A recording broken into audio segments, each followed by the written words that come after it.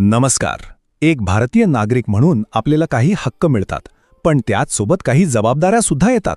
पण हे हक्क आणि कर्तव्य यांचं नातं नेमकं आहे तरी कसं? म्हणजे एकाशिवाय दुसरं असू शकतं का? आजच्या या आपल्या विवेचनात आपण भारतीय संविधानाच्या याच मूळ गाभ्याला हात घालणार आहोत. तर मग हाच तो प्रश्न आहे, नाही का? एकीकडे देश आपल्याला काय देतो आणि दुसरीकडे त्याच देशाची आपल्याकडून काय अपेक्षा असते. हे नातं जोपर्यंत आपण समजून घेत नाही तोपर्यंत एक जबाबदार नागरिक म्हणून आपली भूमिका कशी स्पष्ट होणार? चला याच प्रश्नाचं उत्तर शोधूया. आज आपण हे सगळं कसं समजून घेणार आहोत. सगळ्यात आधी आपण बघू की संविधान आपल्याला काय हमी देतं, म्हणजेच आपले मूलभूत हक्क. त्यानंतर आपण बघू की या हक्कांच्या बदल्यात देश आपल्याकडून काय अपेक्षा करतो, म्हणजेच मूलभूत कर्तव्य. आणि मग शेवटी या दोन्ही गोष्टींना एकत्र जोडून पाहू की एका मजबूत लोकशाहीसाठी यांचं संतुलन किती महत्त्वाचं आहे. चला तर मग सुरुवात करूया त्या गोष्टींपासून ज्या आपल्याला एक नागरिक म्हणून मिळतात. आपले मूलभूत हक्क. लक्षात घ्या, ही फक्त आश्वासनं नाहीत, तर खुद्द संविधानाने दिलेली पक्की हमी आहे. तर मग हे मूलभूत हक्क म्हणजे नेमकं काय? अगदी सोप्या भाषेत सांगायचं झालं तर हे असे अधिकार आहेत ज्यांच्याशिवाय खरं तर कुणीही एक माणूस म्हणून सन्मानाने आणि स्वातंत्र्याने जगूच शकत नाही. आपल्या अस्तित्वाचा, आपल्या विकासाचा हा एक प्रकारे पायाच आहे. आणि म्हणूनच आपल्या संविधानाने भाग 3 मध्ये या हक्कांना एक खास जागा दिली आहे. पण मग हे हक्क नक्की आहेत तरी कोणते? आपलं संविधान आपल्याला कोणकोणत्या गोष्टींची गॅरंटी देतं? चला या 6 महत्त्वाच्या हमींवर एक नजर टाकूया. तर हे आहेत ते 6 मूलभूत हक्क.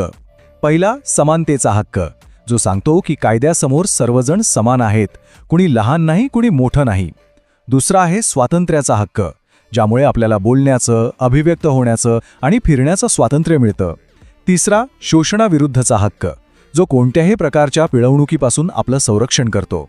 आणि मग आहेत आपला धर्म पाळण्याचं स्वातंत्र्य, आपली संस्कृती जपण्याचा हक्क. आणि सगळ्यात महत्त्वाचा, या हक्कांवर जर कोणी गदा आणलीच तर थेट न्यायालयात जाण्याचा घटनात्मक उपाययोजनेचा हक्क. पण या हक्कांना इतकं महत्त्व का दिलं जातं? कारण हे फक्त काही अधिकार नाहीत, तर एका नागरिकासाठी हे एक सुरक्षा कवच आहे. हेच हक्क सरकारला अमर्याद शक्ती वापरण्यापासून रोखतात, लोकशाहीला खऱ्या अर्थाने जिवंत ठेवतात आणि सर्वात महत्त्वाचं म्हणजे प्रत्येक व्यक्तीला सन्मान आणि सुरक्षिततेची खात्री देतात. ठीक आहे, आत्तापर्यंत आपण पाहिलं की आपल्याला देशाकडून काय मिळतं. आता वेळ आहे नाण्याची दुसरी बाजू पाहण्याची.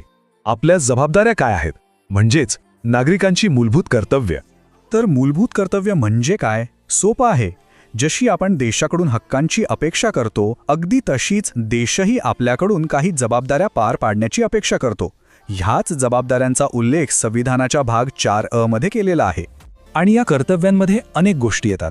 उदाहरणार्थ, आपल्या संविधानाचा आणि राष्ट्रध्वजाचा आदर करणं ही आपली जबाबदारी आहे. सार्वजनिक मालमत्तेचं म्हणजे बस किंवा रेल्वेचं नुकसान न करणं, आपल्या पर्यावरणाची काळजी घेणं आणि महत्त्वाचं म्हणजे वैज्ञानिक दृष्टिकोन आणि बंधुत्वाची भावना जपणं, ही सगळी आपली एक नागरिक म्हणून कर्तव्य आहेत.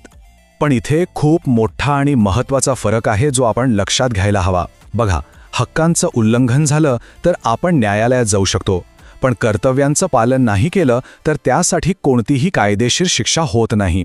यामागचं कारण असं की ही कर्तव्य कायद्याच्या भीतीने नाही, तर आपली नैतिक आणि नागरी जबाबदारी म्हणून आपण पार पाडावीत अशी अपेक्षा आहे. तर आतापर्यंत आपण हक्क आणि कर्तव्य या दोन्ही गोष्टी स्वतंत्रपणे पाहिल्या. पण या खरंच 2 वेगवेगळ्या गोष्टी आहेत का, की या एकाच नाण्याच्या 2 बाजू आहेत? चला पाहूया यांचं नातं नेमकं कसं आहे. इथे हे नातं अगदी सोप्या शब्दात मांडलं आहे. हक्क म्हणजे ते अधिकार जे नागरिकाला देशाकडून मिळतात, आणि कर्तव्य म्हणजे त्या जबाबदाऱ्या ज्या नागरिक म्हणून आपण देशासाठी पार पाडतो. एकाशिवाय दुसऱ्याला काहीच अर्थ नाही. आणि हे उदाहरण तर हा संबंध अगदी उत्तम प्रकारे स्पष्ट करतं. आपल्याला बोलण्याचं, अभिव्यक्त होण्याचं स्वातंत्र्य आहे, हा झाला हक्क. पण त्याचवेळी इतरांच्या स्वातंत्र्याचा आणि त्यांच्या मतांचा आदर करणं हे आपलं कर्तव्य आहे. आपले हक्क तिथेच संपतात जिथे इतरांच्या हक्कांची सुरुवात होते. तर मग या सगळ्या चर्चेतून आपण काय शिकलो?